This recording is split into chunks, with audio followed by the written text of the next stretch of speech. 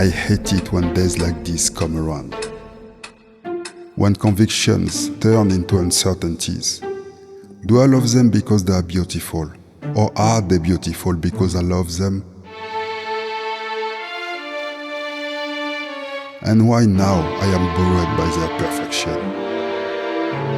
Will I be satisfied if they had more flaws? But really, does mediocrity have any beauty?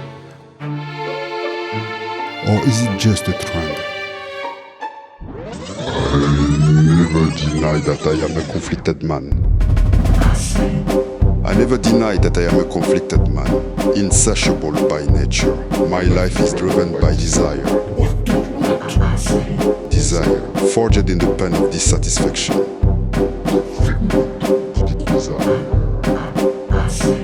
If I were given the 7 best lenses of this world, I could not help myself from asking to see the 8th.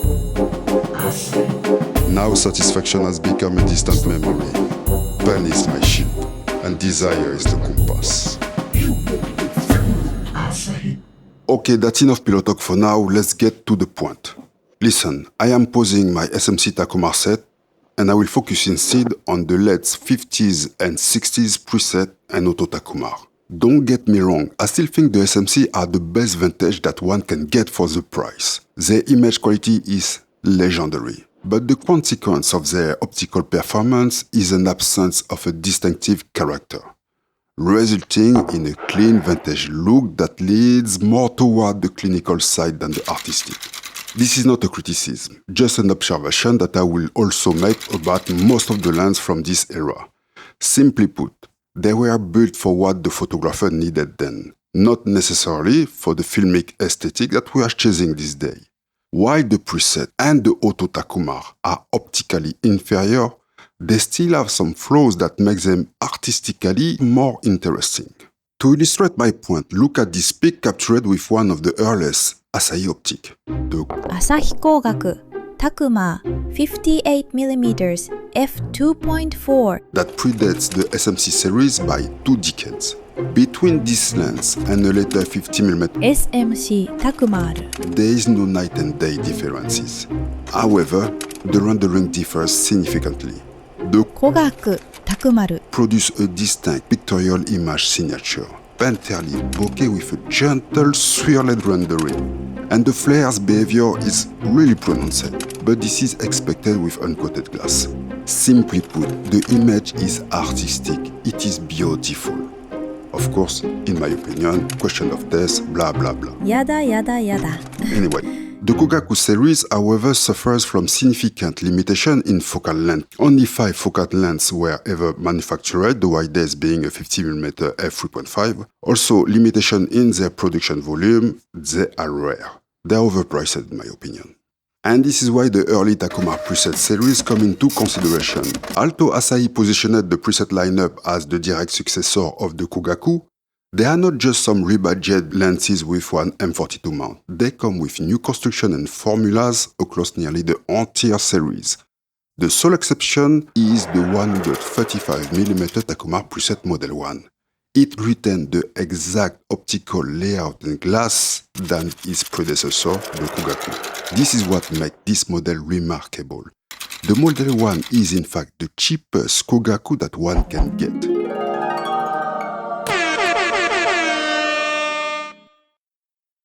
The Preset is, for the SMC, what the Canon FL is to the NFD.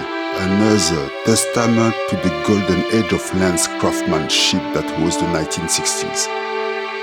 Look at the design, close to perfection.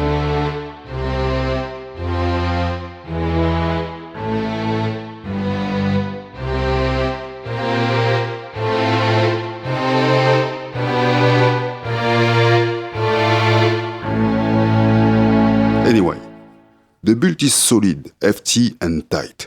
Beauty is in the detail. Notice how there are no visible screws.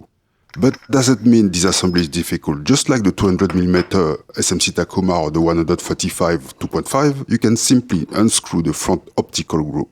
For the usability, usually I always criticize the preset mechanism, but this one will be the exception. The stepless ring is smooth with a slight resistance, making you wondering sometimes if you are not turning a focusing ring. And more importantly, the ring is wide enough for installing a focusing gear on it. Now the only bad point of this build. The lens has an uncommon 46mm filter thread. I did not find any 36 to 77mm step-up ring. Also, last but not least, as the lens has no coating and has a low contrast, you absolutely need a hood longer than the original one. And even with this one that I found online, it wasn't enough to maximize the contrast and I still have some issue with the flares. Okay, so for the record, for this test I use the same type of hood for all lenses, no filter, no focal reducer, demi-adapter, and I just take the camera light meter, I put it on 0, play with the shutter, and that's it. I won't insult your intelligence by going into detail to demonstrate that optically the 9057 Takumar Preset does not surpass the 9062 Super Takumar, which also is not better than the 9071 SMC Takumar. You already know all that, so let's keep it short. At f3.5, the Model 1 is of course soft. It does not render texture detail well, and the softness gives a look as if the focus was missed. Chromatic aberrations are noticeable, but once we jump to f5.6, the preset gives the Super and the SMC a run for their reputation in the sharpness department. Not quite beating them, but coming impressively close, especially at f8. The lens performs best from 5.6 to f11. f22 should be avoided.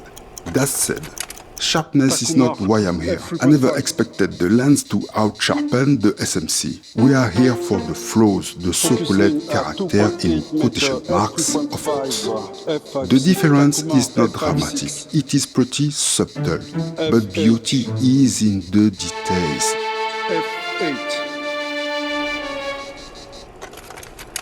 Contrary to the Super and the SMC Takumar, the Model 1 has an ability to produce more shapes and details in the bokeh, giving it a buzzy look with a slight paintbrush effect, something Asahi eradicated in their pursuit of optical perfection. Add to that the fact that it has 2 more aperture blades, it gives it an edge over them. It maintains an aperture circularity, hexagonal shapes start to appear at f8 instead of f5.6. f22, Super multi-coated Takumar, Takumar Model 1 with Viltrox focal reducer, focusing to 3 meter, and here 3.5. Now let's pan.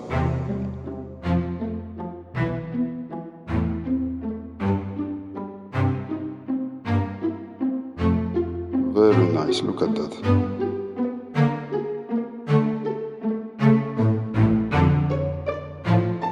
The focal reducer is doing most of the work right now.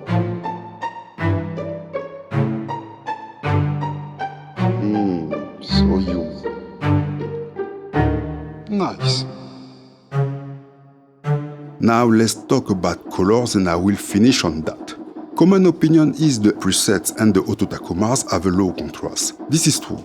But for filming, if crisp sharpness is not the priority, these presets and Auto-Takumar, which in fact constitute only one generation of lenses, should get the preference and your attention over the Super and Super multi-coated. Why?